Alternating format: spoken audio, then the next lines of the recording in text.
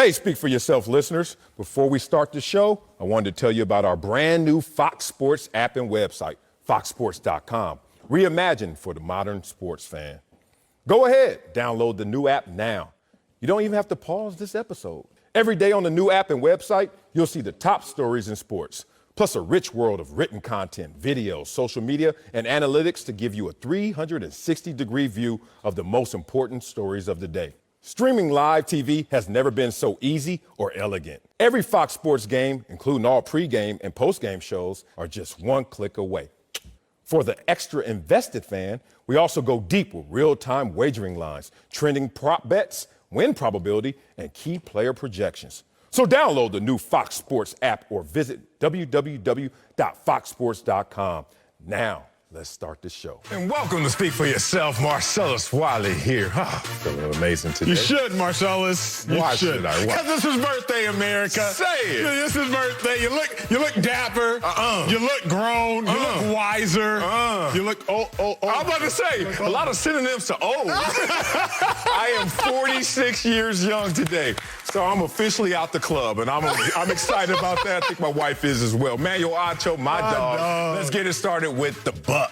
And Tom Brady, speaking of old, threw 2 interceptions, and Tampa was down by 17 points in the fourth quarter to the Chiefs. But they stormed back with 2 touchdown passes from the GOAT to cut KC's lead to 3. But in the end, it was too late, and Tampa has now lost 3 out of the last 4 games. After the loss, Brady had a very brief press conference. Listen to this exchange with a local Tampa media member. There's been some folks that have had some chatter about, you still look like you're running someone else's offense. One of your former teammates even said on TV that he thinks that you need a new head coach. What do you make of all that noise? No, it's just external noise that when you're losing, that's what you deal with. So, I love playing for the guys that I play with, the coaches, the whole organization's been unbelievable. And I think what, we just got to go out and I certainly have to do a better job the last 4 weeks of the year. So appreciate it. Just have a good week. Acho. Is there a problem with Brady's Bucs? Spicy there. Sal, spicy. When I'm wrong, I let y'all know. Okay. I've come up here about the Cowboys, said I was wrong. Yes, you Come have. up here about Wentz, said I was wrong. I let y'all know when I am wrong. But America. Here we go. I also let you know when I'm right. Here we go. And yes, there's a problem with the Bucs, but there has been a problem with the Bucs. I said 3 weeks ago there was a problem with the Bucs. I told this man, birthday boy Marcellus Wiley, there was a problem with the Bucs. Okay. I let y'all know, America, there was a problem with the Bucs. What is the problem with the Bucs? I've given you all types of analogies. I've talked about organs. I've talked about cars. I've talked about all types of things. I'll just simply say oil and water. What do we know about said things? They do not mix. Why am I telling you this? Tom Brady, last year with the Patriots, he likes to throw the ball to his running backs. That's what he loves to do. Last year with the Patriots, 9.4 targets a game to his running backs, second most in the NFL. This year, 6.1 times to his running backs. Bruce Arians, he loves to take shots. When I was playing against Bruce Arians, when B.A. was the head coach for the Cardinals, my brother was playing for the Cardinals. I remember this. Every 6 plays, Bruce Arians wanted to take a shot.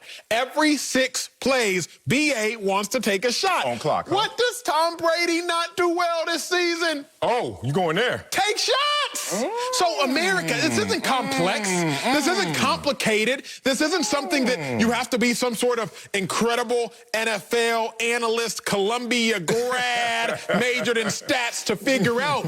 All you got to have is eyeballs. That's it. Oh, really? And if you have eyeballs, you would understand. The very thing that Bruce Arians wants to do, take shots, Tom Brady does not do well. The very thing that Tom Brady wants to do, manage the game patiently, accurately, very short, just let me work with my running backs. That very same thing that Tom Brady wants to do, Bruce Arians despises. What did y'all think was going to happen? I knew what was going to happen. I tried to tell you, Marcellus, you got to come to this reality. Please just let me know that you have finally wised up in your 46th year on this earth. Yes, I actually have wised up. I'm a wise individual. You know, I used to hear that a lot when I was younger, you know, last night, 45. But, you know, now that I'm acting my age and my wisdom is exuding through everything I see, everything I say, everything I do. And I'm going to continue on that new course of my wisdom that you so suggest is better than yours, right? Let's talk about this. I'm looking at a lot of notes right here, and you just contradicted yourself so many times. I'm just going to start with my note sheet right here, because my note sheet says that what's happening in Tampa Bay right now is not Tom Brady having an issue with Bruce Arians as much as Tom Brady's having an issue with himself. And, here we go. It's philosophical. Look. Sorry, sports fans. I didn't know we were going to get philosophical. Look, we're all conditioned beings, especially us athletes. We have to be in prime physical and mental conditioning to be at our best. What Tom Brady is facing right now is not a rejection of Bruce Arians' system, but a rejection of his own muscle memory. He's going back to his old habits. He is going out there now and trying to dink and dunk his way to success, when earlier in the season, hey, Bruce Arians' way was the only way, and that way worked. Let's talk about in the first 7 games, Brady on 20 yards or longer passes, and Brady's thrown the most of any quarterback this year because he's in Bruce Arians' system. Brady had a 104 passer rating, 17 of 40 on such passes, 3 touchdowns and 1 interception. Last 5 games, what has Tom Brady done? What most people do, go back to their old habits. 5 for 27, 1 touchdown, 4 interceptions, and 26 rating. What does that mean? It doesn't mean that the plays are being called differently. It doesn't mean that you don't like the plays differently. It means you're not executing on those same plays. What Bruce Arians is trying to resist is calling Tom Brady all the way out for Tom Brady resorting back to his weaknesses. And in this system, that is deemed a weakness. Tom Brady, throw the ball down the field when asked. Complete the ball when asked. Tom Brady did that in the first 7 games, but of late, he's not been able to do that. So as I look at Tom Brady still having a great season, let's not forget this. This is a team that's on pace for 10, maybe 11 wins this year, already equaling the wins that they had last year. You look at this team in totality, you look at what Tom Brady's been able to do, he's brought a winning culture. Now to finish the season in a winning way, Tom Brady needs to go back to Bruce Arians' system. Here's the problem, Sal. The problem is that great coaches adjust to players and their abilities. Always? They don't make players adjust. Well, the greatest coach did. The greatest coach in Bill Belichick, he's like, look, y'all gonna play the Patriot way. Y'all gonna play within the Patriot system. You're gonna play the Patriot culture. And they all adapted. Why not Bruce Arians? The reason I don't believe that to be true is, think about this. James White, Patriots' second leading receiver last year, and really over the last 4 years, is a running back. Yep. James White has 57 receptions on average through his first 12 games. Okay. Right now, Leonard Fournette, leading Bucs rushing receiver, running back that's receiving, has 28. James White had 57. Leonard Fournette has 28. Again, Marcellus, this is what I would say. What'd you say? If your coach, not even your coach, because I got to go bigger picture here. If someone were to tell Marcellus Wiley, hey, big dog, I need you to go run me 5 miles at a 6-minute pace. Chill. You would struggle. I wouldn't do it. Facts. Struggle. Because anatomically, you were at a disadvantage. But if somebody were to say, hey, Sal, I need you to go squat 315. Nah, you're 46. Hey, Sal, I need you to go squat 225 5-6 times, couple reps. Oh, yeah. Bet. Right. Because anatomically, you are built to be able to do that. You said Tom Brady can't do it?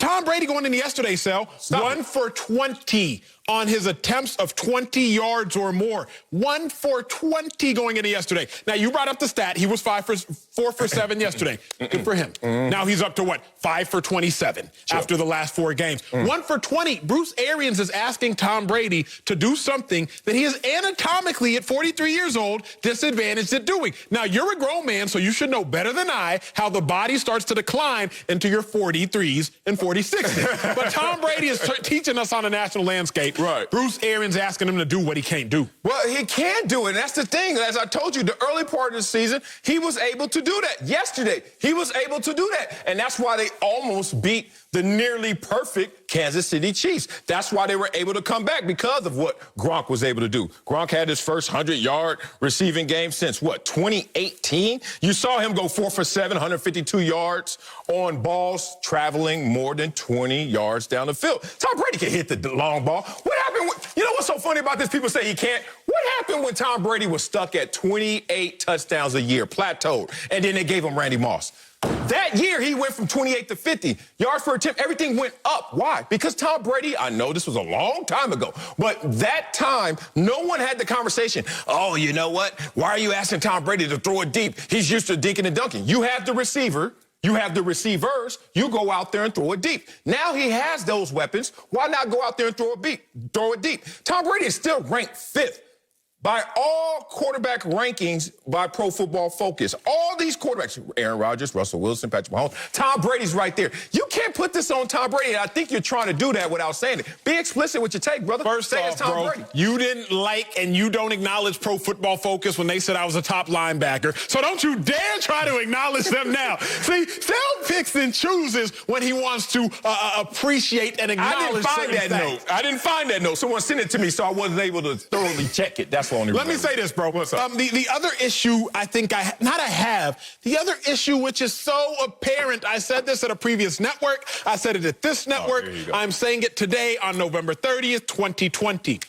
When Bruce Arians is your head coach, you throw a lot of touchdowns, but you throw a lot of interceptions. Tom Brady's played quarterback for 20-plus years. So if in this year, if you were to see Tom Brady have any outlier, if you're to see him have a best or a highest mark in any category, that means there is a large force pulling at Tom Brady. 20-year sample size. What am I saying? I'm giving you that. Tom Brady's on pace to throw for his 3rd most touchdowns in a season. 3rd most. The most illustrious quarterback career of all time. 3-time MVP on top of that.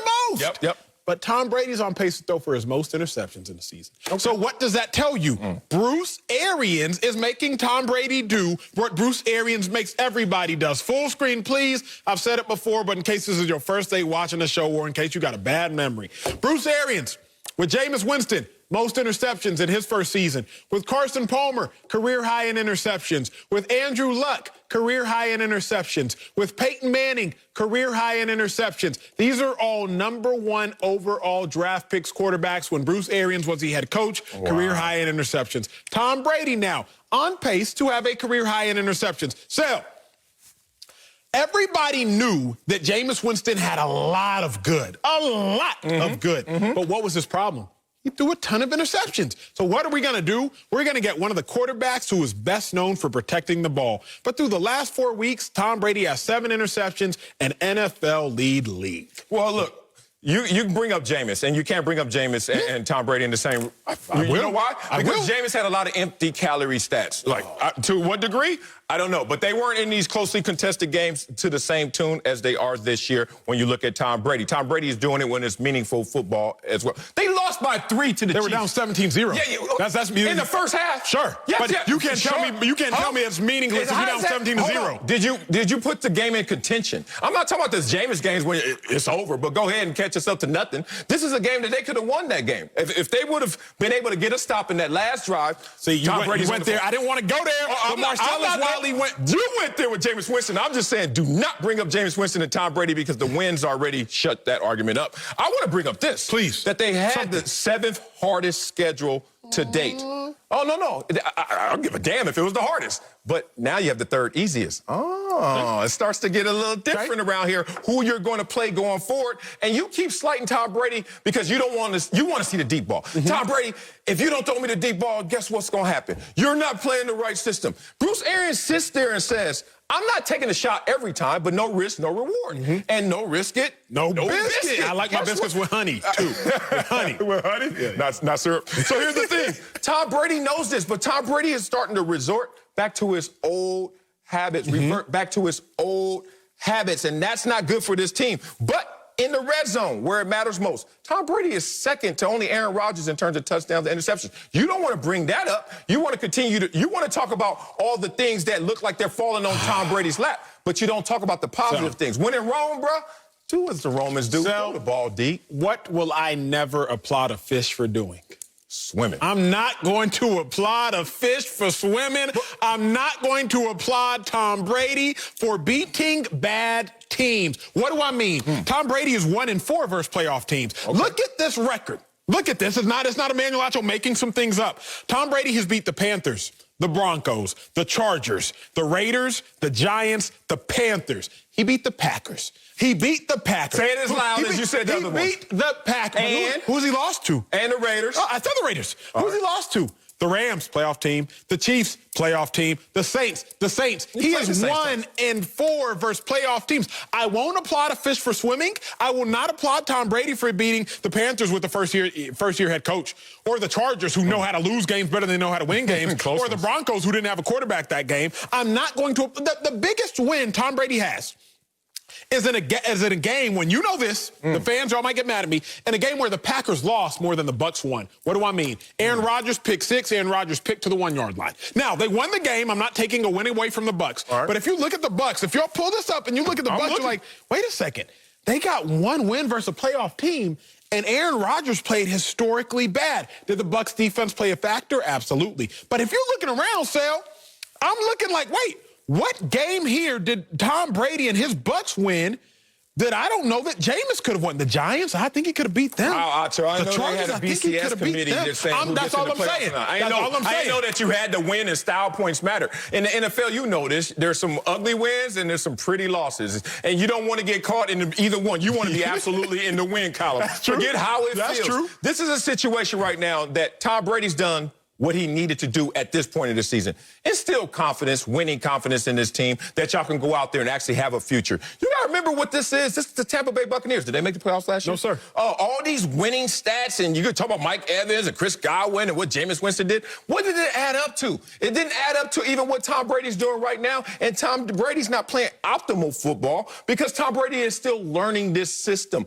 But while learning this system, my take is Tom Brady is starting to go back to his comfort zone. And in your comfort zone, it's going to be a little mix and match with Bruce Arians and his system. Is that or is that not problematic? Let's get to the root of the issue. No, it's not problematic. To me, if you were to layer an offense, all of a sudden you have plan A, that works. Take your shots. Plan B, that works. Tom Brady's comfortable. Dink and dunk. Both of those can merge together. But it's a thing called process. It's a thing going through the latter part of the season. Third easiest schedule. Bring all this together. Be hot when the playoffs start. But you want it all right. All right. Well, what I want is this, Sal. Right the only thing I want is for you, along with everyone else who has eyes, to see that, yes, the Buccaneers are good enough to beat bad teams. They're good enough to beat average teams. But when it comes to these playoff teams, they are currently 1-4 versus playoff teams. You keep talking about this process. I played in Philly. I don't trust the process. Like I don't trust Joel Embiid. I don't trust processes, Marcellus. Look, I trust actions. I respect that. All I'm knowing is that right now Tom Brady is getting, it feels like an unfair amount of criticism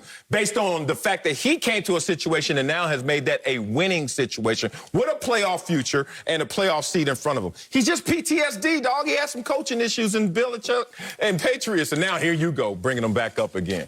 Coming up at the top of the hour, we're talking about the team that beat Brady's Bucs, the Chiefs. We'll tell you if anyone can stop the defending champs. But first, the Patriots won. You hear that, Acho? You were wrong. But Cam Newton didn't play well at all. You were right. We'll tell you if he's holding his team back next. Speak for yourself. Hey, Speak for Yourself listeners. It's Charlotte Wilder here to tell you about my new podcast with Mark Titus called the People's Sports Podcast. It comes out every Thursday, and Mark and I take one of the big stories of the week, and then we go off on tangents you never saw coming. This might mean that we start talking about the Dodgers winning the World Series and end up wondering if Knicks fans deserve happiness. Or begin with LeBron's greatness and end up drafting our ultimate beer league softball team made up of old athletes. Whatever it is, the only rule of the show is that it has to be fun and funny, because these days we can all use as many laughs as we can get. So check it out wherever you get your podcasts and come down weird sports rabbit holes with us. We can't wait to have you. Now, back to Speak for Yourself. Well, welcome back to Speak for Yourself. The Patriots' big upset win over the Cardinals yesterday on a game-winning field goal. But the win is not going on Cam Newton's highlight reel, that's for sure. Cam only had 84 passing yards with 2 interceptions, and he finished with a passer rating of 23.6, the worst of his career. New England has still won 3 out of 4 games, however, and after the game, Cam said, quote, "I'd rather have an ugly win than a pretty loss." So, Marcellus, is Cam Newton and his ugly wins, is Cam holding the Patriots back? No, he's not holding the Patriots back. There would not be a Patriots team this year without Cam Newton in terms of at least being in playoff contention, even being on the outside looking in. There will be no Patriots team to talk about in a positive way without Cam Newton. But now he's the reason they're holding them back. Cam Newton is the reason why the Patriots can't succeed. Succeed at what? and playing football without Cam Newton. Just imagine, Acho, as I did this morning, you laugh at me all the time when I meditate. I sit in the quiet, I sit in the dark, and I think about life. Just think about Patriots and the Patriot way and the Patriot life without Cam Newton. You don't even want to think about that dark place, right? This is a Cam Newton right now, because of his confidence, because of his presence, has led this team to where they are right now. Now, where is that, Acho? The same place where you talk about, look at that ugly win. Cam Newton, 23.6 quarterback rating. Yuck. How about the game like a Seattle game where that may not be on this highlight reel as well, but they lost that game. Oh, five months ago? Yeah. About 5 months ago. Yeah, right after all the COVID rocked this team, right after that. So here's the thing. In this league, there are times when you ball out and there's no reward. And then there's times like yesterday, we even saw it with Josh McDaniels having to comfort Cam. Oh, Cam, it's going to be okay. Just an ugly win. Cam like, man, get off me, dog. I ain't do anything.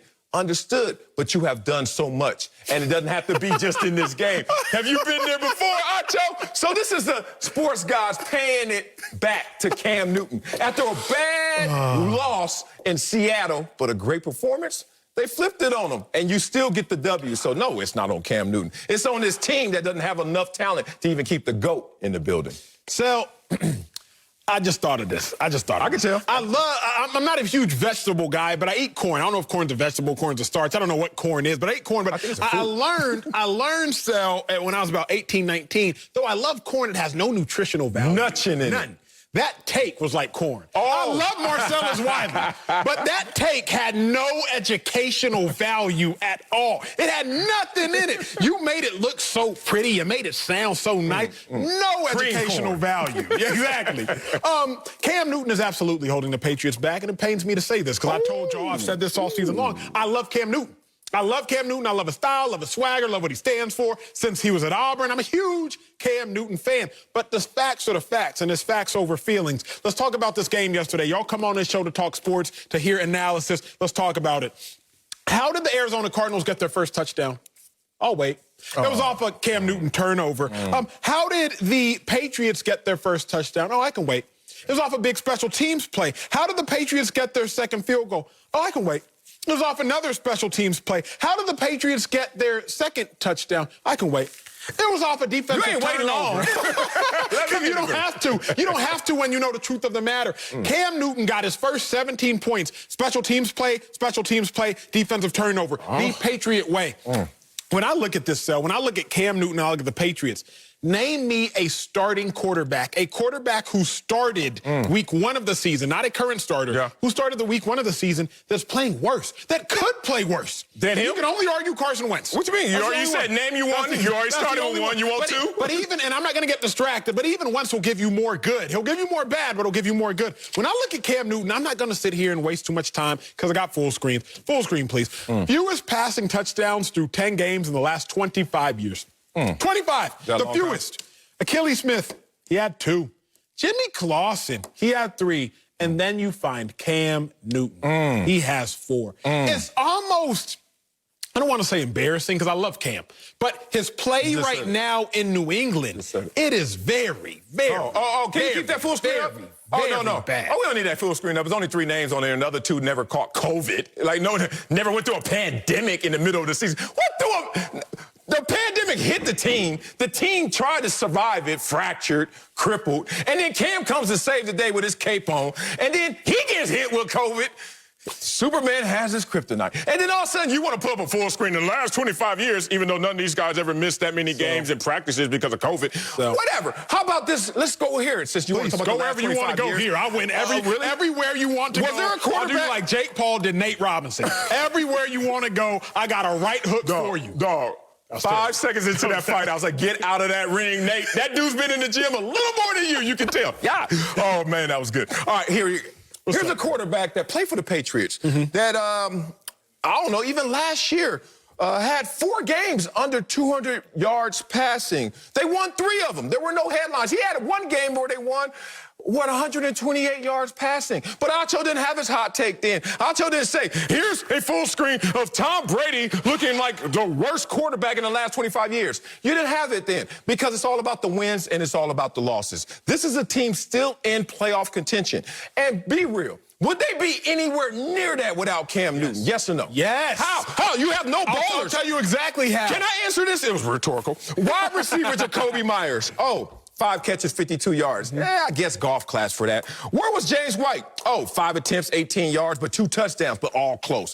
Where was N'Keal Harry? Not catching the damn pass. And you want to say, who balled on this team offensively for you to even single out Cam Newton? So a quarterback is the conduit of ballers. Not always the running game. Is I'm not going to talk about the running game. Why not? But because the quarterback passes the ball. But he also runs the ball. Look at this. 46 yards. Scotty Miller was on his way to being a Pro Bowler this year. A 6th-round pick from Bowling Green, standing at 5'10", 185 pounds for the Tampa Bay Buccaneers. Tom Brady was about to make him a Pro Bowler. Tom Brady made Julian Edelman, some people, not me, discuss a fringe Hall of Famer. Carson Wentz had Travis Fulgham, a practice squad receiver, leading the NFL in receiving yards for 5 weeks. So don't tell me that Cam Newton doesn't have dudes. It's partially Cam Newton's responsibility to make dudes dudes. What did Russell Wilson do with Doug Baldwin? What did Russell Wilson do with Jermaine Kearse? What did Russell Wilson done with Tyler Lockett? I'm not going to absolve these other players of their ability, but let's DK Metcalf and Tyler Lockett, let's not act like we haven't seen more quarterbacks make great players out of non-great players. Please don't use that as your premise. Don't stand on something that's so faulty, like, this quarterback made a nobody somebody, therefore, Cam, you suck. Because you know what's funny about it? You said embarrassing, but you didn't even want to use that word. What word you going to use, Acho? Here's the thing. You quote 23.6, Cam's passer rating yesterday. Yuck. Why you ain't quote the last 3? What about 102? What about 114? What about 99, higher than Tom Brady's career average? Well, you never want to talk about the good things that put him in this position. You just want to talk about a win that Cam Newton didn't have his best game in. What put him in? The only reason we're talking about a Patriots win is for 2 reasons. Number one, the Arizona Cardinals missed a 45-yard field goal. That's the first thing. Now, Patriot way, I want you to lose more than I'm going to let you lose the game before I win the game. We've established that. But executed it. Cardinals lost the game. They missed a 45-yard field goal. What's the other reason they won? I don't know if you watched the game or not. Isaiah Simmons. He just happens to be 6'4 and a half. If Isaiah Simmons is not a freakazoid standing at 6'4, his helmet wouldn't have hit Cam's helmet. Oh, really? That's how they got short players never get helmet to helmet. On a 6'5 quarterback? Yes. It's called launching. I don't see it. It's called launch. He didn't have to, but a short player could in that situation. You're not going to give credit to Cam Newton fast enough to get the first down and the 15 yards tacked onto it? You're not going to give when you meditate, Marcel, can y'all turn the lights off? I got to figure out how Marcellus meditates because he raises my blood pressure. When you meditate, I don't know why you don't just close your eyes. Wow. I'm a woosah. You know, I'm not going to woosah. What I'm going to do is this. I'm going to the big board because I'm just going to show you exactly what I mean when I talk about Cam Newton and his issues. Pull your pants down while you at it. Okay, first off, I'm rocking ankle cleavage because I want the world to see the ankle cleavage. Okay, but anyway, you know what? I need your help up here, Sal. You need some love? I don't need love. I need you to break down exactly what's going on in a defender's mind. Because I can do this by myself. No, you can't. I can do. If you want to go fast, you go alone. If you want to go far, you go together. Look at this flat stomach, y'all. Please, 46, if y'all do not mind, can you roll the tape? Just roll the tape. What we got here? Just roll the tape, please. Let's see this. Oh, look at that! Hey! Happy birthday to my dog, Marcellus. We argue a lot. Look at that. But more than anything, big dog, big bro. Air hugs. Air hugs. You've been in the streets. I ain't hugging you for real. COVID hugs. How's it feel being 46, Sal? No different than yesterday, except I'm at work today. It feels great, man. Just looking at the family as it grows, look at the show as it grows. Life, man, it just continued to be great. I played in the NFL for 10 years, dog. I've been talking for 14. What the hell? That feels like lifetimes ago right now, man. So excited for another day, y'all. Yo, well, speaking of being great, another thing to congratulate you on, what was it? I saw this week you were named to Columbia's All 150 Anniversary Team. Look at my dog. Oh, look at my dog. And more than anything, he had the most votes. How was that? How'd that make you? Dog, I don't like to brag a lot, but I'm about to brag a lot right now. Let me tell you this. Our school is the 3rd oldest school to play football, college football, the sport we all know and love, right? And I got the most votes of all football players at this historic university. Man, that's something right there. Because no one thought I was going to make it to the NFL from Columbia. But not only did I make it, I made it with a loud and proud voice. Hey, where the abs, though, bro? In the picture or right now? I mean, right now. I can go there right now. No. We gotta go to break. We gotta go to break. I'm on keto. Okay, coming up, The Eagles have a big game tonight, but how long will Carson Wentz be their starter? We'll tell you if Jalen Hurts is about to take over. Hint, he's not. Coming up next, speak for yourself. You got me there. I thought we were doing a fool. Welcome back to Speak for Yourself. Changes could be coming during the Eagles' huge game against the Seahawks tonight. Reports say rookie Jalen Hurts has been getting first-team reps and could see an expanded role for Philly.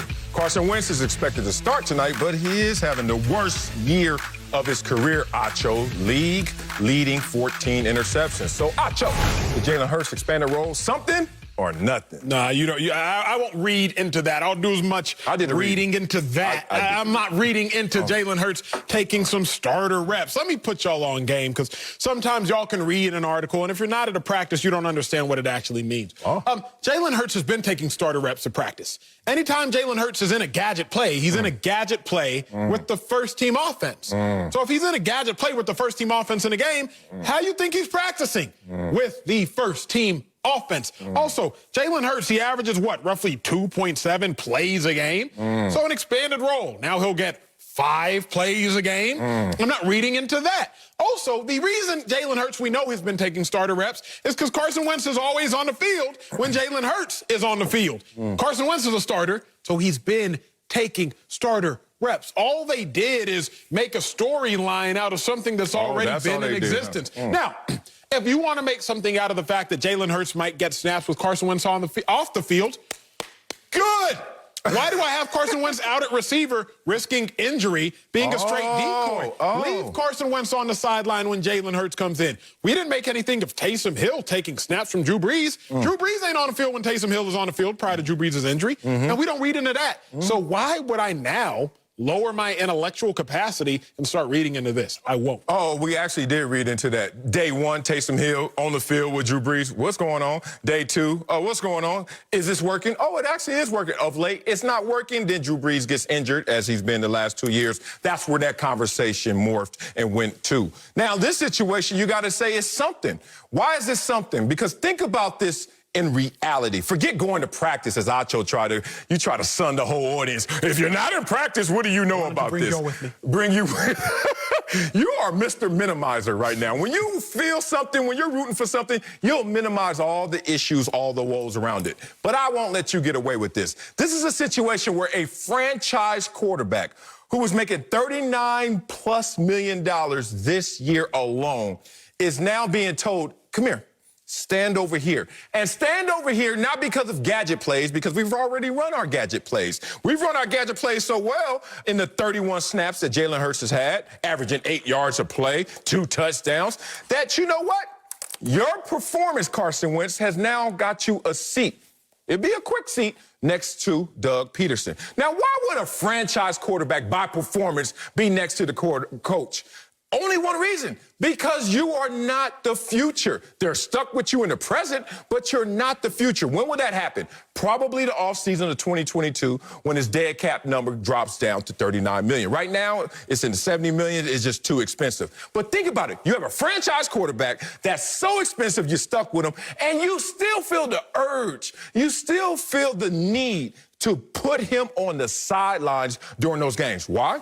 Because he's 30th in passer rating, 31st in completion percentage, and he has the most giveaways. Come on, Acho. I know we get on different sides of this and we start rooting for our side, but be real. A franchise quarterback being sat down, not because of gadget, but because of performance, is a big deal. It's a big deal, but he's not being sat down is what you don't understand. He's getting a swig of water. He getting a little pat on the back. When did they ever get a swig of water? When did they ever get that water? Never. Here's why it's not a big deal, bro. What do I always say? The job of the quarterback is to get the ball into the hands of the playmakers. What do the Eagles not have right now? A quarterback?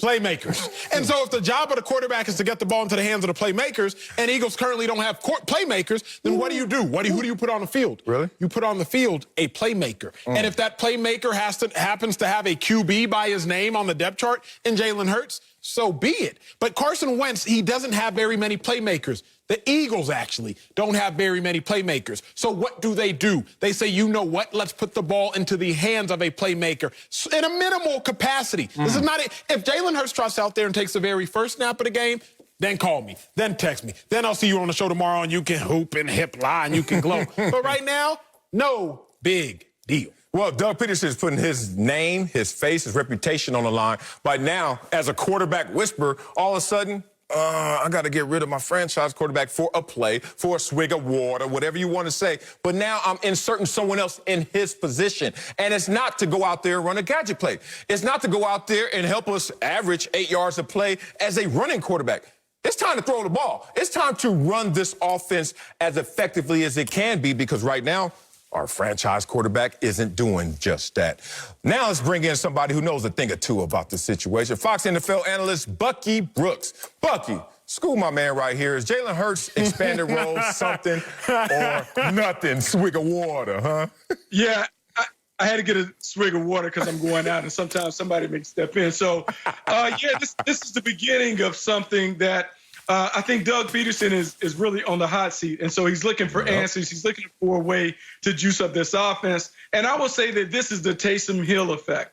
And what we've seen from Taysom Hill is he has been able to add juice to the New Orleans Saints offense. First, in a minimized role, now as a role as a starter. So let's just say that this is an opportunity because, I know Acho doesn't have kids, but you and I have kids, Marcellus. Yeah. And so we have gone through the process of teaching our kids how to ride a bike. So what this is Jalen Hurts getting on the bike with the training wheels. Hey, let's just see if he can get the balance. But when he's ready for it, we'll unscrew those training wheels and we'll let him have the big boy bike and let him do his thing. So this is just the beginning of it. We're taking him around the cul-de-sac, getting him used to riding the bike.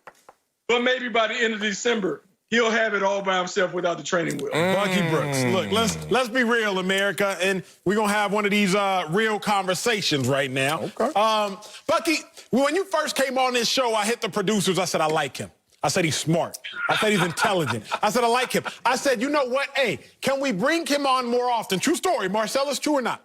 Yeah, true. Marcellus? I get it. Is this true or not? Well, Mama said if you ain't got nothing good to say. True story. I said, I like him. It's true. I said, let's bring Bucky Brooks on more often. Now, do I expect to see Bucky on the billboard anytime soon? No. But I said, you know what? Let's give Bucky. Let's give You Bucky. go to all ends just to make a point. I said, let's give Bucky an expanded role because Bucky is talented, because Bucky can enhance the show. I don't think it's going to be Acho and Bucky up here tomorrow. I don't think it's going to be Marcellus and Bucky up here tomorrow. I said, let's give Bucky an expanded role because Bucky is talented. All the Eagles are saying is this. What? Let's give Jalen Hurts an expanded role because Jalen Hurts can help the team like Bucky can help the show. Jalen's not going to take over as a starter. He's not, but he can help the team. Bucky, he better not be sitting in my chair tomorrow. Hey, Bucky. But Bucky can help the show. Don't worry. Don't worry. I've been through this before because, see, in college, we used to have a saying when you're on campus and you got the hot chick like I always had. They're like, be careful, guard your girl. Don't bring your homies around your chick because what happens if you get caught slipping, you may see your girl venture out the door with somebody else. And so as they get comfortable seeing someone in Carson Wentz's seat, what we've all seen on sidelines is, hey, yeah, let's let him take this rep. Oh, hold on. He kind of has it going. Let's let him take a couple more reps. And so the danger in letting Jalen Hurts get on the field, if he starts to play well, because it can't get much worse than what we've seen from the quarterback position. If he does string together a couple of plays, they do move the ball, they do score some points, then what Doug Peterson's going to say is, hey, let's expand his role and give him more opportunities. And with more opportunities, you never know what could happen. So if Carson Wentz was balling out of control, this would never be a consideration because I never see anyone come in for Pat Mahomes. I don't see people come in for Deshaun Watson. I've never seen anyone come in for Aaron Rodgers. So just the mere fact that you're thinking about removing your franchise quarterback for someone else, it's already letting you know something is going on. Yeah, something going on, definitely. And what's going on this show right now is Acho. What? Once again, because he's so eloquent and his word count is so many, he's so fast, it happens so fast, you guys, you got to catch this. He's so eloquent that he won't even be analogous and still be acting like he got a point. Case in point, with that example he just gave us, that's not what's going on. This is what's going on, Acho. Bucky, welcome to the family. Bucky's in the 3-shot with us. And then tomorrow, Acho shows up healthy fully prepared, notes and all, comes to the set, and coach is like, nah, producer's like, chill. Bucky, come here. Sit here in Acho's seat right now. Acho, you're right there. Why are you not up here? Oh, now that's a different animal. Now, Bucky ain't trying to do anything and take your spot. He right here with us. But what happens if this was just a two-shot? And in that two-shot, and you were right here, and they were like, look, Acho, just take this segment off. Acho, just take the Eagle segment off. You've been so wrong on Carson Wentz that we don't want to hear from you right now. That's what's happening in Philadelphia. Acho, please defend your point that you didn't make earlier. Let me defend the point that needs no defense. Fellas, again, y'all said this last week, and y'all know this better than I, so let me calm down. Last week, we established the grass is not greener on the other side. The grass is greener where you water it. Okay, let me draw the parallel to football. 3 quarterbacks off top of my head have been benched, though healthy. Not benched because of injury, benched, though healthy. Ryan Fitzpatrick, he was benched healthy. Tua came in. What Tua do in his first start? 12 for 22, 1 touchdown, 14 points. Win. Dwayne Haskins was benched healthy. Kyle Allen replaced him. What Kyle Allen do in his first start?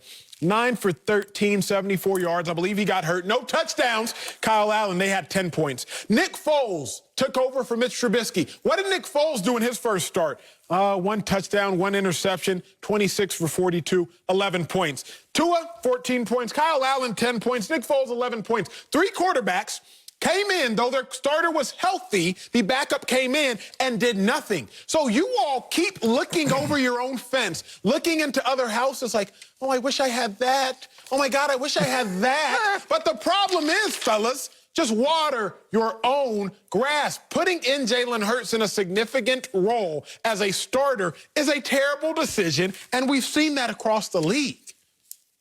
Oh, have we? But here's what we're saying, because remember, Marcellus and I are not saying, hey, Jalen Hurts is taking over as the starter. We're saying they're warming him up, much like Taysom Hill has been warming up. And so while you're looking at your notes, why don't you also look at those notes for Taysom Hill? And we won't go by the numbers because we're not playing fantasy football. We're playing real football. And Taysom Hill is undefeated as the starting quarterback for the New Orleans Saints. And if you go back to the draft, when Doug Peterson took Jalen Hurts, he said, hey, yeah, we would like to do some of that Taysom Hill stuff. And so it's already on his mind what he wants to do. And so your guy, Carson Wentz, has opened up the door for Jalen Hurts to get an opportunity. Now, what Jalen Hurts does with that opportunity will determine whether we see them eventually kick off those training wheels or if they keep him on and he continues to just be a side piece to this offensive puzzle. Yeah, it's not about the grass being greener or water your own grass, because right now, they're on the same team, so watering this grass is watering whatever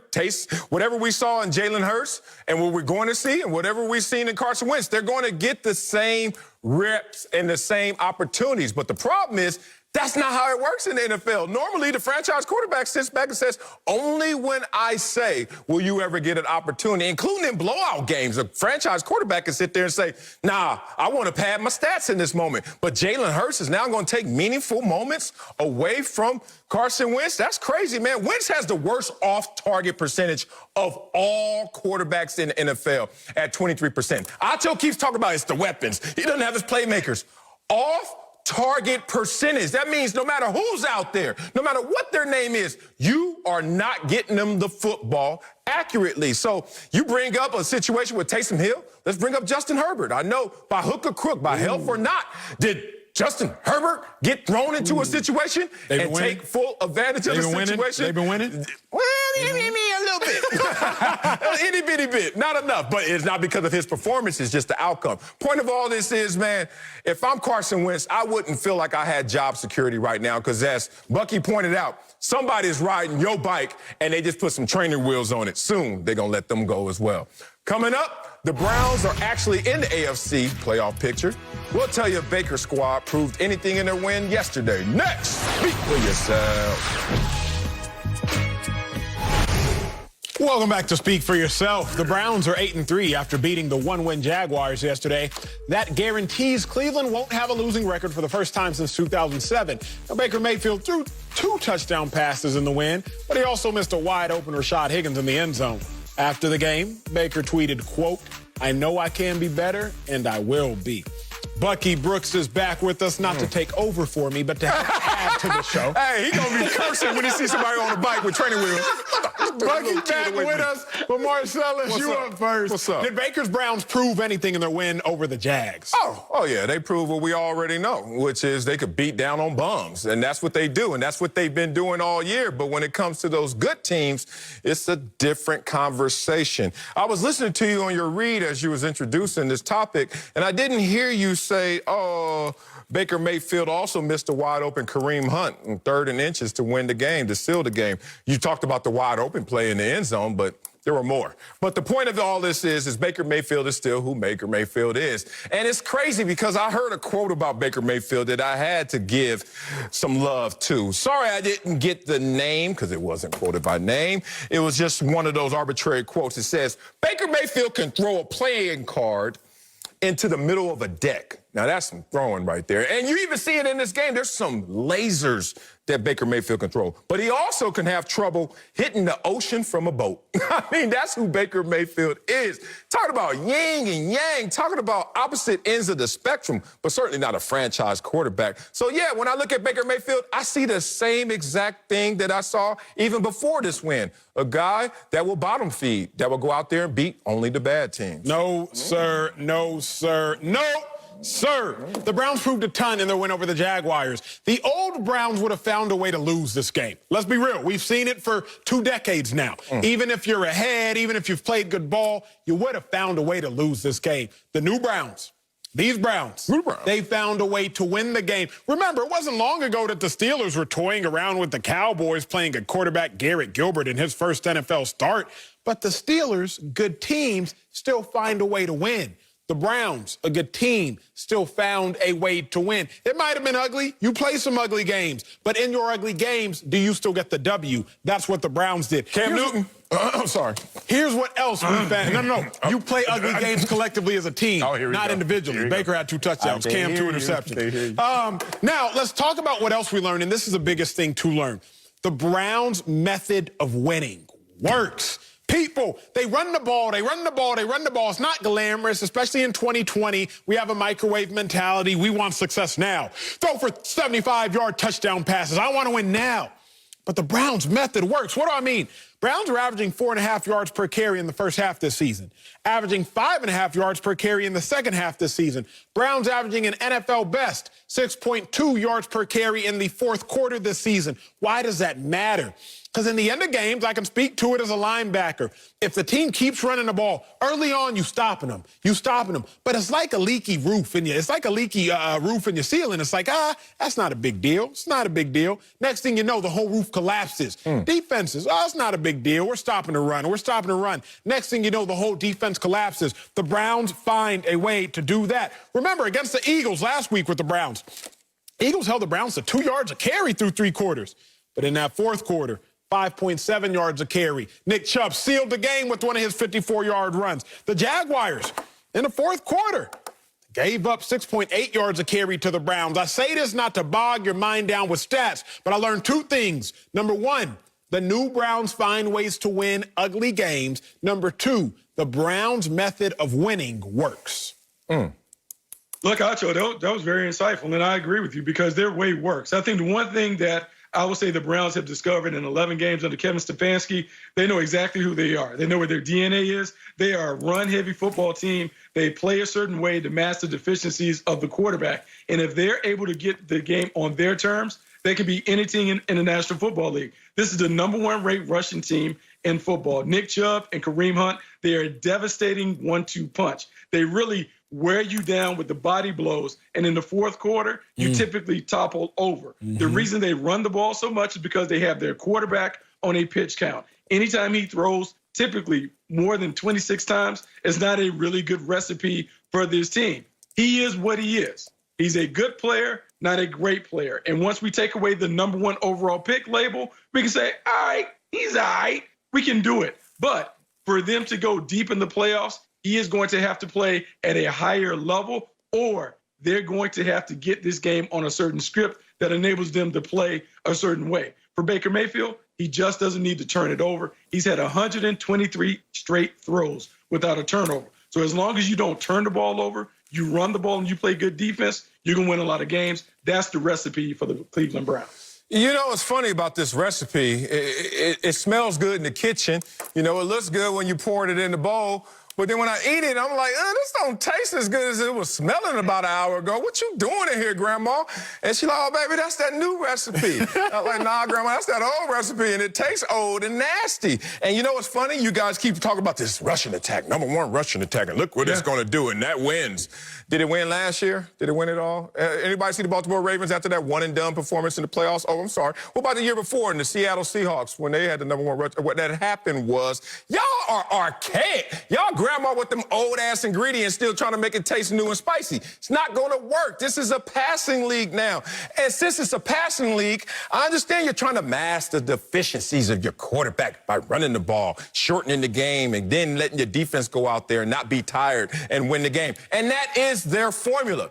The problem is you're not going to play the Jacksonville Jaguars in the playoffs. You're going to play good teams. And you're going to play good teams that are going to say, your plan A is to run this football. So we're going to put 9, 10 in the box. Who gives a damn? It's Baker Mayfield at quarterback. We're a good team. Let's see how Baker Mayfield performs now when he's forced to throw the ball, when you're forced to go outside that pitch count. Let's see who Baker Mayfield is against good teams. Full screen time now.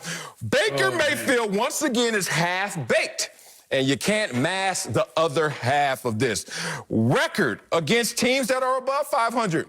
1-3, still hasn't changed. Look at that completion percentage, pretty low.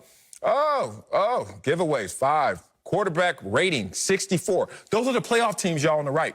Now, look on the left. Jacksonville and these guys that they love to feast off of. Looks pretty. Looks like a franchise quarterback. Here's the thing. What happened to the Ravens last year, what happened to the Seahawks the year before, and I could continue down that list, walking up into the playoffs thinking your plan A rushing attack is going to get you over the hump. Bruh, you're going to be at home chilling with us and Grandma. But before you get over the hump, you got to get to the hump. Ooh. The Browns have not ever been near the hump. Baker Mayfield is going to get them to the hump, and that is perfectly fine. Yeah. When I think about this, Sel, remember, the Browns were 2-4 in one-score games last year. They're currently 5-0.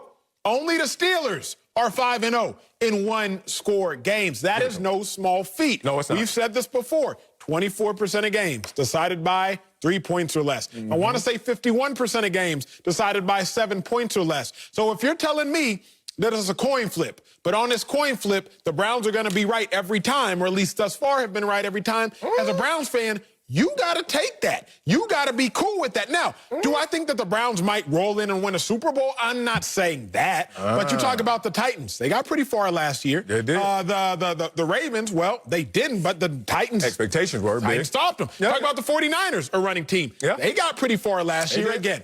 I'm not saying the Browns will win the Super Bowl, but I don't think Browns fans are trying to win the Super Bowl right now. They're trying to do something they haven't done. Baker Mayfield's already having them do something they haven't done since 2007 by already not having a losing season.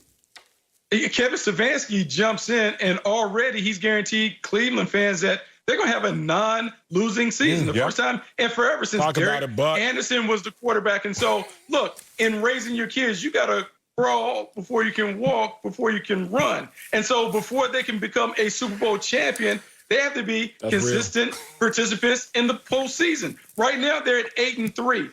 The running game has enabled them to find a formula that gives them an opportunity to win against all comers. Now, let's just say Baker Mayfield improves, or he gets on a hot streak like we saw Joe Flacco get on a hot streak in the postseason. You just never know. But if they get into the tournament with this running game, you know what happens. And Marcellus, I know you can relate because on Saturday night, we watched those two old guys get into the ring. And we saw one old guy really persistently go to somebody's ribs. And Roy Jones was asking out of that competition because he was like, ooh. Well, when you look at Nick Chubb and Kareem Hunt delivering those body blows to some of these opponents, we may see a couple of heads topple in the postseason, and that would be a job well done for Kevin Stefanski in his first year. Ding, ding, ding, ding, ding, ding, ding. Will y'all stop with this? I mean, how this team gonna even do anything to playoffs? Like, soon as they go out in the playoffs, whoever they play and face, they're gonna say, oh, you know what we about to do. Like, Coach, we don't even go over the defensive calls and coverages. We know what we're doing. Stack the box, and let's see what's going to happen right now. This team, this is the same team that lost to the Pittsburgh Steelers by 31, lost to the Ravens by 32, in their own division, y'all. And y'all now want to talk about how they're going to go out there and beat these good teams. They played the Raiders, lost to the Raiders as well. Like, I just don't see where the good wins have come from to the point where you're like, wins, to the point where you have this confidence. Yes, you have a winning formula, but you don't have it high enough pitched in terms of what the defense is doing and what the running game is doing in comparison to what Baker's not doing. It's a balancing act. Baker's going to have to, and he's going to be forced to, win a game for them, and potentially it's going to be that playoff game. And I just don't see that happening right now with this team because they're having nail-biters against the teams that they won't see going forward. With a rough schedule going forward. Tennessee, Baltimore, Pittsburgh. Holla at me after they beat 1, 2, maybe all 3 of those teams. Then we can have some confidence about what's happening in Cleveland. Coming up in our big story, the Chiefs just keep on rolling after their latest win against the Bucs. We'll tell you if anyone can stop the defending champs. Speak for yourself. Watch and speak for yourself. Marcel Swally, Emmanuel Acho. Say it again, Acho. The birthday boy, ladies and gentlemen, the birthday boy. Happy birthday to my dog. Appreciate it. I like how you turn your age right before I do, because I don't want that gap to get any wider right now. Glad you're in your 30s at least, because I'm 46. Let's do it. Let's talk about the Chiefs in our big story. Patrick Mahomes threw for a season-high 462 yards, had 3 touchdown passes to Tyreek Hill, who was unguardable with over 200 receiving yards. Chiefs nearly lost a 17-point lead in the fourth quarter, but they held on to beat the Bucs. KC has now won 6 straight. Bucky is back in the building, but Acho, can anyone stop the Chiefs? Fellas, the answer is no. I'm mad at myself, though, because about 9 weeks ago, I came out here and said the Chiefs would go undefeated. It appears that I will be 1 game off. Can't nobody stop the Chiefs, and let's talk ball as to why. I see the Chiefs having 3 components that I am hard-pressed to find any other team having. They have the coach, they got the quarterback, and they have the players. They got the coach, Andy Reid. They got the quarterback, Patrick Mahomes, and they have the players, Tyreek Hill, Travis Kelce, Mecole Hardman. Look around the league. You can just look at a team like the Rams. They got the coach. They kind of got the quarterback sometimes, and they kind of got the players at other times. Look at the Bucs. They got the quarterback. They got the players. Mike Evans, Chris Godwin, Antonio Brown. But they don't have the coach. Wherever you look, you'll be hard-pressed to find a team that has all 3 components. You could say the Packers, but I would argue they have the player, not necessarily the players, when you just look at having number 17 out there at receiver. So when I talk about the Chiefs and their inability to be stopped, for me it is because they have so many weapons. How are you going to figure out who to stop? How are you going to figure out how to stop them? You look at the top 2 leading receivers in the NFL coming from the same team, one of which is a tight end and Travis Kelce. No, the Chiefs can't be stopped. They have all the confidence in the world, and they have all the talent in the world. Man, yeah, they could be stopped. Your answer Who is gonna stop? Your answer is no, but the real answer is yes. Who gonna stop them? They already been stopped. Have they lost a game this year, Acho? Like, sometimes you can overthink things. You got 2 degrees. You always want to flex them and always show them. Take them off the wall and use them every time you take and do something.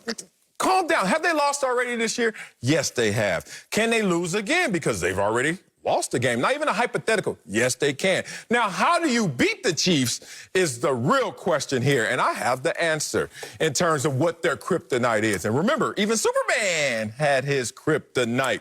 Shaquille O'Neal had his distractions. That was his kryptonite. Dwight Howard had his issues, and Kobe Bryant, and that back surgery, that was his kryptonite. Cam Newton has his kryptonite, and he's Superman as well, because there ain't no weapons in New England. And what's the kryptonite of this team, the Supermen of the Chiefs? Pressure on Patrick Mahomes. Every quarterback's issue. Yesterday, we only saw 2 pressures on Mahomes. For some weird reason, the Bucs wanted to come out there, no safety help up top, and wanted to go man coverage against the Chiefs. Woo! There's a reason why very few teams do just that, because that will occur. You will get toasted. But look at the Chiefs when they had to play against the Raiders in their loss. The Raiders had 22 pressures. When the Raiders lost the game to them, only 6. So now you're starting to see what the correlation is in terms of beating the Chiefs. You got to get pressure up front. Will there be a team in front of them in their future that could get pressure on them? Yes, the Pittsburgh Steelers. Pittsburgh Steelers, leading the league right now in hurries and pressures, can't get that same pressure on them. There's a kryptonite for this team. Not very many teams have it, but certainly there's a way to beat the Chiefs. You know, Marcellus and Acho, I'm going to do something that you shouldn't do in TV. Uh-oh. I have given a set of notes before the show, but I'm going to switch. Switch it. While we got to the show, because I was about to come out here and I was going to talk about the Kansas City Chiefs and, oh, how great they are and all the weapons they have and the MVP and Patrick Mahomes. And they do have all those things. But much like the Golden State Warriors a few years ago that had all that weaponry, we saw them taken down by LeBron James and the Cleveland Cavs. And it's because of a simple formula that I think has been outlined and laid out on how to beat them. You talk about Pittsburgh Steelers being able to do it, and they can't execute it. This game plan comes back to the game that we saw them play against the Buffalo Bills. The one thing that you see when you see the Kansas City Chiefs, they want to throw the ball down the field. They want explosive plays, much like the Warriors with Steph Curry shooting threes and Klay Thompson hitting threes, and the crowd goes crazy. You have to take that element away. And what you really have to do is say, hey, Lev Bell, Clyde Edwards-Helaire, you guys can run all day. You can have all the runs that you want. But what we're going to do is we're going to focus on winning in the red zone. And we've seen the best teams that have stayed in games with them. They've done that. They played soft zones. They let Pat Mahomes go up and down the field. Yep. But when you get into the tight red area, they're saying, if we can just make them kick a field goal as opposed to touchdowns, we have a chance. The Pittsburgh Steelers absolutely can do this. The New Orleans Saints also can subscribe to that theory and have success. First off, Bucky Brooks, the reason that the Warriors lost that game was because of LeBron James. That's why they lost that series. LeBron's from Ohio. There's no way he's marching down for the Pittsburgh Steelers anytime soon. So sorry to disappoint. But let's talk real things here. I'm going to ask America a riddle. Y'all can answer as well. What teams have beat every team on their schedule this season? Pittsburgh. And the Chiefs. The Chiefs have beat every team on their schedule this season. I get you that. So, Columbia, gotcha. Yeah, not Harvard. So the kicker at hand is this. Yes, the Raiders did beat the Chiefs. Yep. But the Chiefs also have beat, along with everybody else. There is no team on the Chiefs' schedule that can look up and say, man, we haven't been beat by them. The Chiefs have literally beat everyone they have played. Can they get beat by the Steelers? Sure. I'm not saying that the Steelers can't beat the Chiefs. But when I'm saying, can anybody stop these Chiefs? The way I look at it going right now, I'll just talk one more number for y'all to let this settle home. In teams that have only scored 28 or less against the Chiefs, they're 29-1. Mahomes' record when the Chiefs allow 28 points or fewer is 29-1. That means you got to score 28 points, 29 points against the Chiefs just to buy a ticket. Just to have a chance at beating Patrick Mahomes, you got to put up 29 points. When I look at the AFC playoff picture, who y'all trust to score 29 points? Cleveland Browns? Yeah, I don't trust them. The Miami Dolphins? Yeah, I don't trust them. The Colts, did y'all see how Phillip Rivers played? The Baltimore Ravens, y'all see the decline of Lamar in this offense right now. The Tennessee Titans and the Steelers are probably the only two teams I trust to buy a ticket to have a chance to beat the Chiefs. So it's not only my eyeball test, you also just got to use common sense. 29-1 Patrick Mahomes is when the Chiefs allow 28 or fewer. You got to put up 29 just to get a ticket to beat them teams. I don't see anybody in the AFC. I don't see multiple teams in the AFC with the ability to do so. Yeah, I understand that. Pittsburgh is the only team in the AFC I could really sell you on. The Packers. Yes. NFC, you can start talking about the Super Bowl. You're right there. But the formula is out there. The blueprint, as they say, is out there in terms of when the Raiders played them twice. I'm telling you, you just got to look at it. It's this simple. They had 22 hurries against them. They won that game by 8. And then they lost the game by 4. They only had 6. Then the Chargers take the Chiefs to overtime. And in that game, they had 16 hurries. Just simple as that. You just got to make Patrick Mahomes have to dink and dunk. Play the zones, make him have to run the football, and make Patrick Mahomes have to sit out there patiently and march down the field methodically. Yeah, he can still do that, but there is a way to beat this team. And I'm looking at the teams that had the most success against them. And it's not just a win-loss success. It's talking about the games as well. Because if you look at the Chiefs games, they started off a little slower than we anticipated. But, of course, they always have that nitrous button because of all the offensive weapons they have. But if you can get that pressure in that soft zone, you give yourself a fighting chance, and Pittsburgh may be the team that can really take them down. You know, Marcellus, there are two teams. So the Pittsburgh Steelers, as you pointed out, because The whole trick to getting around Pat Mahomes is, can you do it while bringing pressure, but also can you do it with your guys up front? When I look at the Pittsburgh Steelers, they have 3 guys. They have Cam Hayward. They also have Bud Dupree and T.J. Watt. So they don't have to bring extra people. But if they do, they certainly can get home.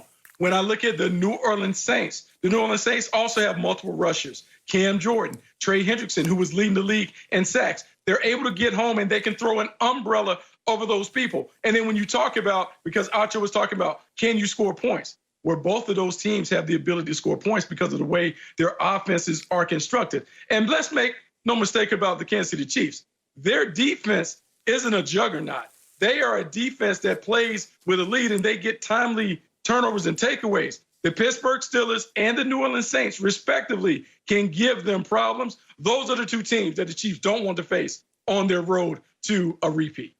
Yeah, it's interesting. You look at it right now, only the Colts are the last team that have beat them in the AFC when they faced them, as your riddle went in the beginning about the Raiders. So the Colts are in right now. We'll see if the Colts have a Chiefs matchup in the future. Maybe the Colts could be a team as well, but it doesn't look like it is going to happen. Coming up, the Bucs are trending in the wrong direction after losing to the Chiefs. We'll break down the biggest issue in Tampa next. Speak for yourself.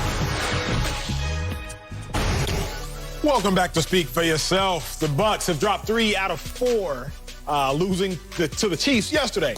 Well, Tom Brady threw 2 interceptions, and the Bucs are now 7-5. Tampa came into the season with a lot of hype, but after the game, Bruce Arians said, quote, "Everybody tried to hand us a Lombardi trophy in August. You don't just throw guys out there with names." Close quote. Bucky Brooks is back with us, but Marcellus, you tell me, what is the biggest issue going on in Tampa? One word, trust. It's a trust issue in Tampa Bay.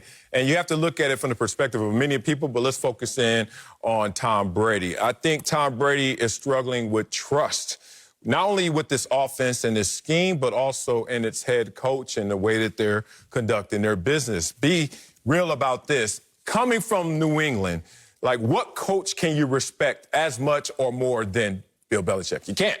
So every coach you come in encounter with after Bill Belichick, you're going to have a little less respect for him, maybe a little less trust for him. And that's no slight to the other coaches, including Bruce Arians. It's just the fact of the matter. So then you're Tom Brady, and you have to look at this situation. When it's going well, you trust. It's easy because everything is smooth. It's called smooth sailing. Just ride the wave. All good. But when you have an issue, that's when your trust comes into question. That's when you all of a sudden have to start to go by your muscle memory, things that have worked well for you, or that blind trust in this system that has its highs, but also has its lows, as Acho pointed out. The touchdowns will be higher, the interceptions will be higher as well, which is the low.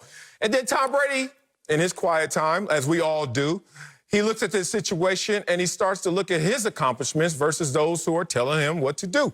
And in this situation, no one's more accomplished than Tom Brady. So I think what's happening, and it shows by the numbers, as I talked about earlier, as of late, Tom Brady is going back to what Tom Brady feels most comfortable doing. Not necessarily completing the deep ball as he was at the early part of the season.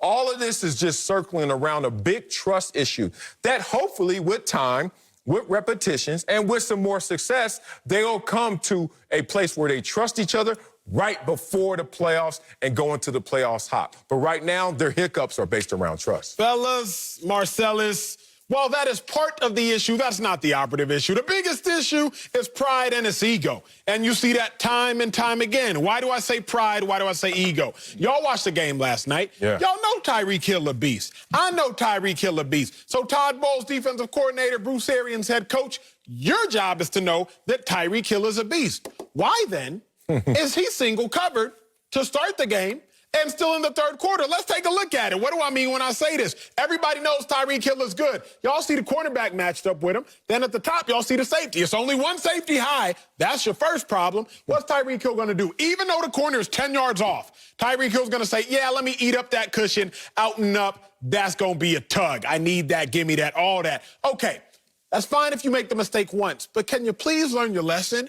Why then, later on in the game, is Tyreek Hill once again single covered? That's your quarterback. You're going to see your high safety. Can somebody help the man? Please, Why doesn't Todd Bowles change his approach? Because Todd Bowles is like, nah, I got the guys. My guys can handle him. Bruce Arians, I got these receivers. Marcellus, this is what I realized yesterday. What? The Chiefs are who Bruce Arians thinks his Bucs are. That's what's really going down. The Chiefs have just enough weapons. The Chiefs has a quarterback that can make all the throws. The Chiefs are exactly who Bruce Arians thinks his Bucs are. And we found out yesterday that's not the case. No, you guys are too nice and too kind, and I appreciate it because you guys are great people. I would love to have you in my camp. I would like to have you mentor young people. Let's call a spade a spade. Uh-oh. Bruce Arians has buyer's remorse. Oh. Bruce Arians went all the way in on Tom Brady. Oh. And what I'm telling you now, and I will stand on this, Jameis Winston was a better fit in this offense. I don't disagree. And when they moved to Tom Brady, what they did is they fell in love with the glow of the GOAT and all of the great things that he's done in his illustrious career. And we want to give him a Lifetime Achievement Award. But for the last 2 years, we've seen Tom Brady's not the same guy. Tom Brady isn't playing well. And everyone's trying to put it on Bruce Arians and his system. But last week, when you listen to Bruce Arians, he said this offense has been catered to Tom. Tom has a say in the offense. Tom is even calling some of the plays. We've surrounded him with all the weapons because last year, all I heard in New England, oh, he doesn't have the weapons. But you can't get better weapons than what they have. They got Chris Godwin, Mike Evans, Antonio Brown, Rob Gronkowski. If this was a video game, this is who I would pick and play. Facts. It is the quarterback. It is the quarterback. And when the quarterback is not playing up to snuff, the offense doesn't look there. And let's look at him. Because when you look at the replays, he's flinching. He's moving. He doesn't want to get hit. You're not supposed to play football at 43 years old. You're not supposed to do it. It's a young man's game. And what we're seeing from him is he's old, he's scared, he doesn't want to stand in there and make the plays that are available. Until he plays better, they're not going to win. And guess what? He's not going to play better. They should have stuck with Jameis. Ain't nothing like a hot take that is real and true. See, Bucky, I didn't want to say it. I'm not going to lie. I'm a little scared in life. I'm a little scared. I'm a little bit of a scaredy cat. I don't believe it. Okay? But, Bucky, you're right.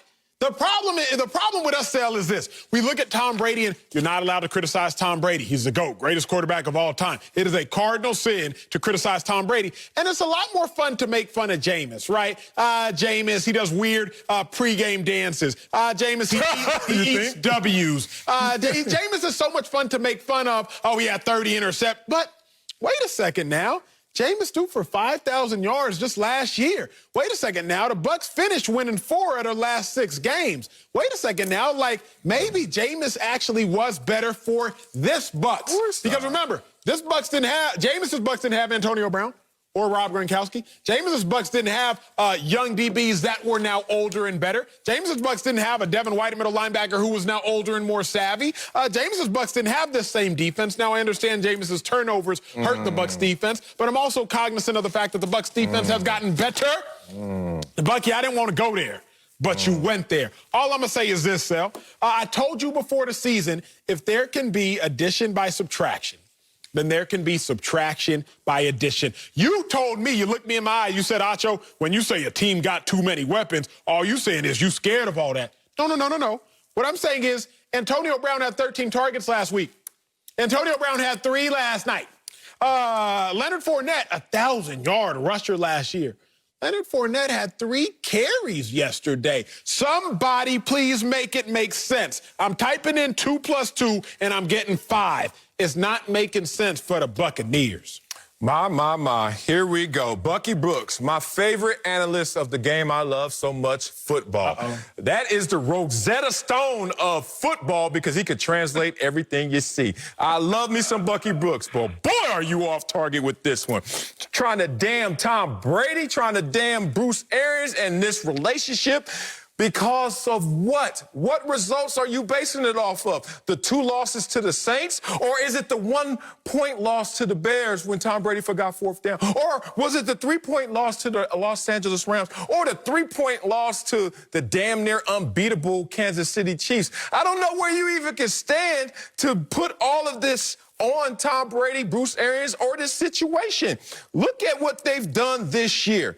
The Bucs are not losing, as Acho tried to allude to, because of the defense and the matchup against, oh my God, Tyreek Hill's a beast. That's part of the conversation, but really, This is a team that is 0-4 this year when scoring 24 points or fewer. How about it's as simple as that? If you don't score enough points, you don't win those games. And it's simple because this is a Tom Brady that's caught between what used to work and what is working right now when he's behind center on the Buccaneers. Brady had 6 pass plays of 35 yards or longer in the first 4 weeks, more than he totaled all last season in New England. And people want to say, oh, well, you know what, Tom Brady, we saw it in New England, as you said, Bucky. Well, whatever you saw in New England, you've seen a better version of it right now in Tom Brady. Tom Brady right now is 4th in passing touchdowns in the entire NFL and 9th in yards per game. 9th. Tom Brady, dink and dunkin' Tom Brady, is in a system that will benefit him as long as he trusts that system and as long as he continues to get repetitions in the system he had no offseason with. But to put it all on Tom Brady or to make it seem like this team is not doing good to great, it's kind of absurd to me. No. Okay, Tom Brady is coming here advocating for his guys.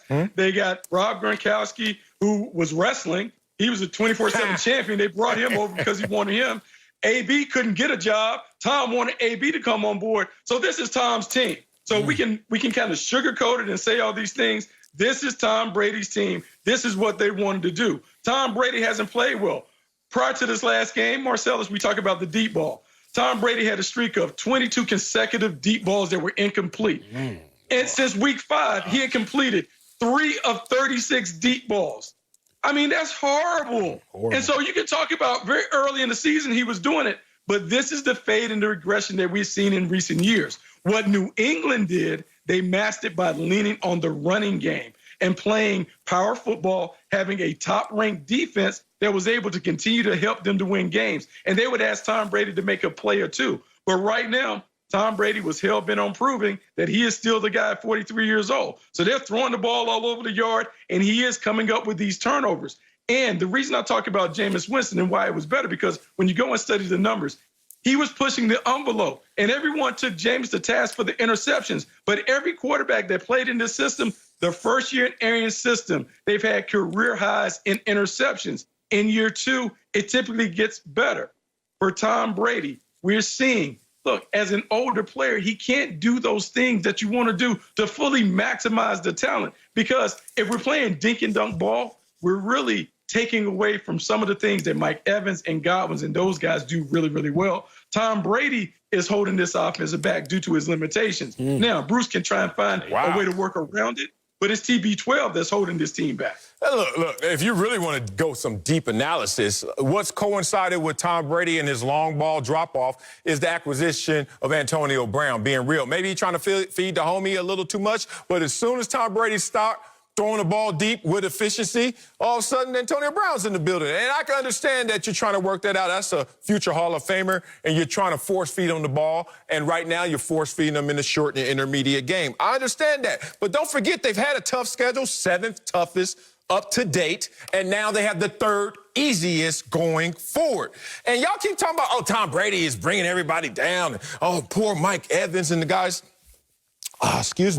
Mike Evans. Mike Evans, who right now has 9 touchdowns in 11 games, and he has the franchise record twice with 12 touchdowns in 16 games. So you tell me, is he on pace to break his own franchise record for touchdowns? It looks that way. So I don't understand where you guys are getting the evidence to really point at Tom Brady. Look, Mike Evans is not getting all the yards he wants from the 20s, in between the 20s, like he got with Jameis Winston. But when it comes to pay dirt, when it comes to affecting the scoreboard, Mike Evans, Tom Brady have a positive connection, just like Tom Brady does with this entire organization, if y'all let that play through.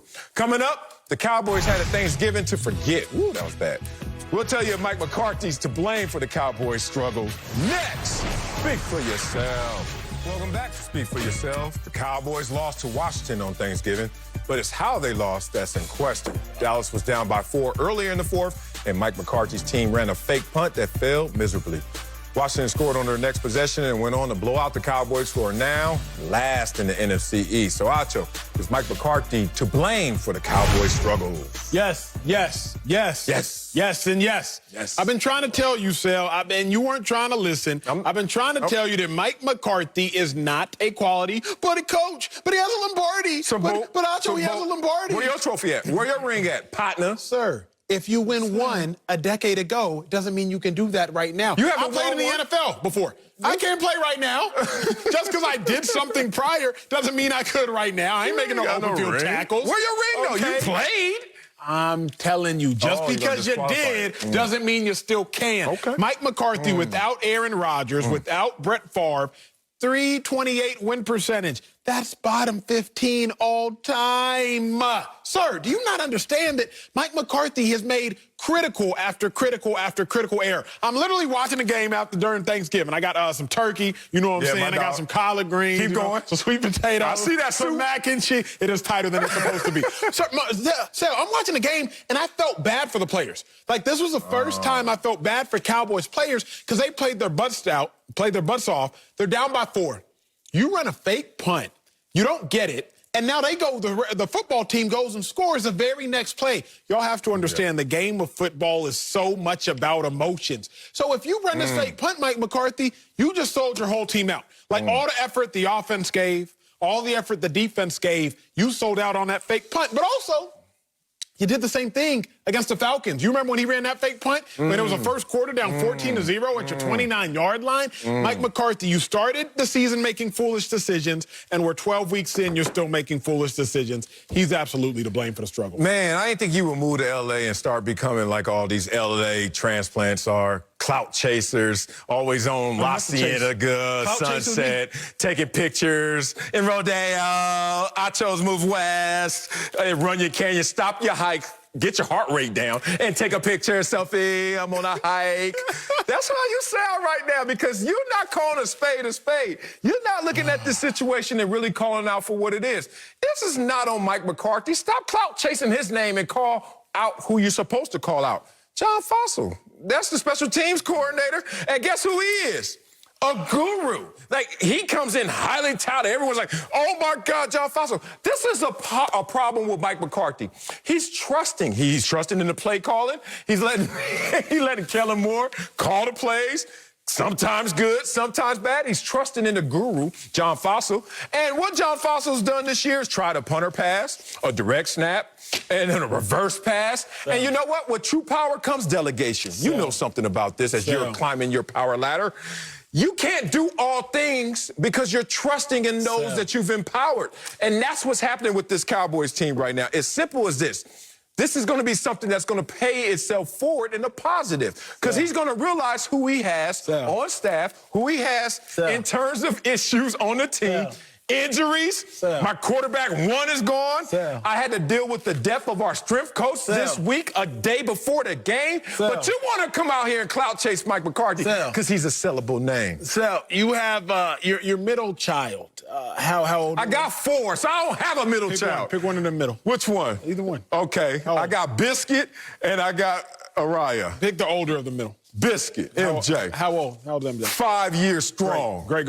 What it do? If young MJ, if young Biscuit were to get behind the wheel, right? If he were to get behind the wheel. Is it on? Is the car's on? If you were to let him get behind the wheel, should we blame him?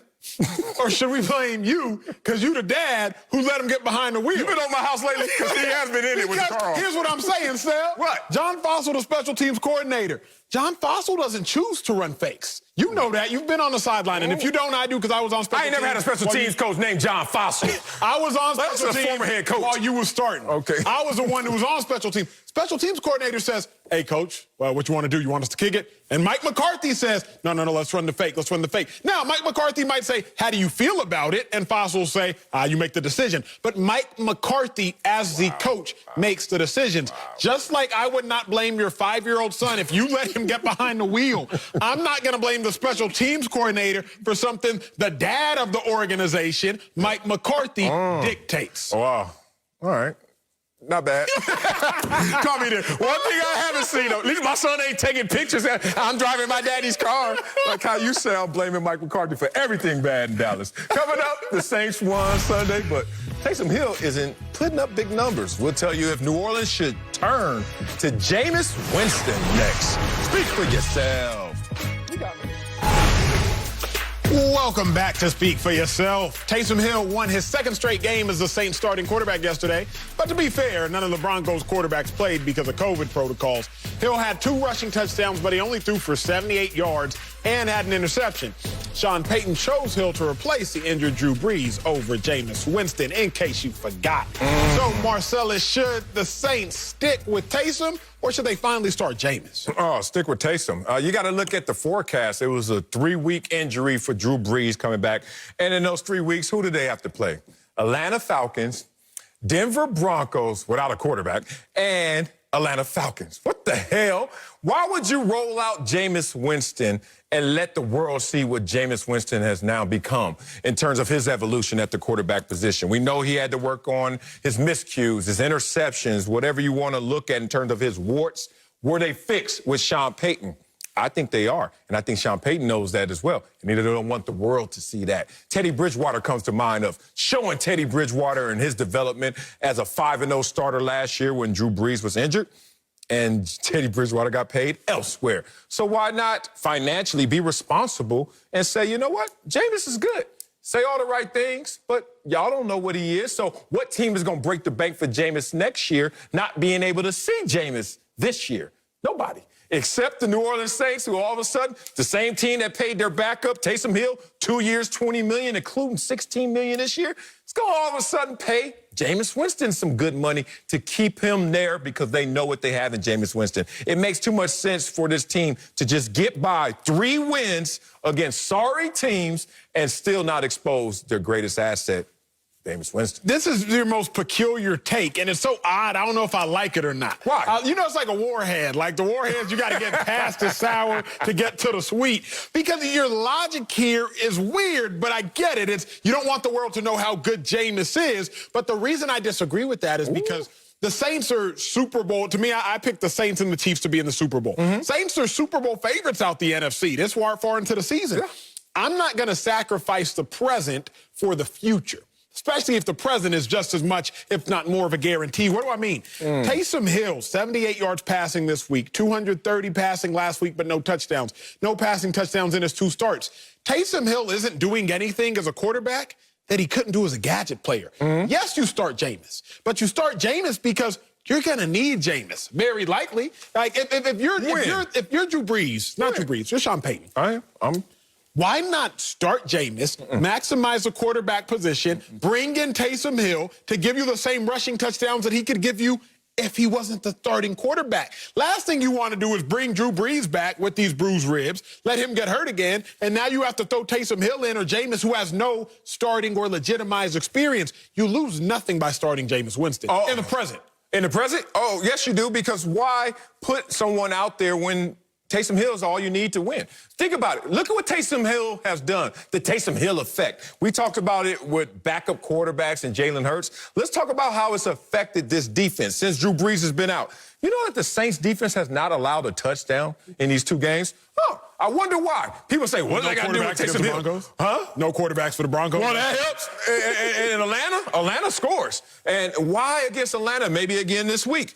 Because you have a rested defense. Why are they rested? Because you're running the ball. Why are you running the ball? Because you got a quarterback that can't throw. And Taysom Hill is running the ball effectively, shortening the game, and allowing the defense to rest to the tune of they're not even giving up a touchdown. Why waste Jameis Winston? You got to think from team perspective and organization perspective. Team is present. Let's win this game. Organization is, we got a long view about this situation. Let's not have Teddy Bridgewater 2.0. The reason, I've told you this quote before and I live by it. The reason most people fail is because they're willing to give up what they want most for what they want now. I love that. Yes, you want to win a game now against the Broncos, absolutely. But what do you want most? To win the Super Bowl. To win a Super Bowl, you said this a couple minutes ago. NFC, you got firepower. Let's talk about the NFC teams in the playoffs right now. As I look at it, you got a Hall of Fame quarterback. You have a #1 overall pick at quarterback. You have a best quarterback of all time. You have a number one pick at the quarterback, and you have Russell Wilson. You have Aaron Rodgers, Russell Wilson, Jared Goff, Tom Brady, Kyler Murray. And then you have Taysom Hill.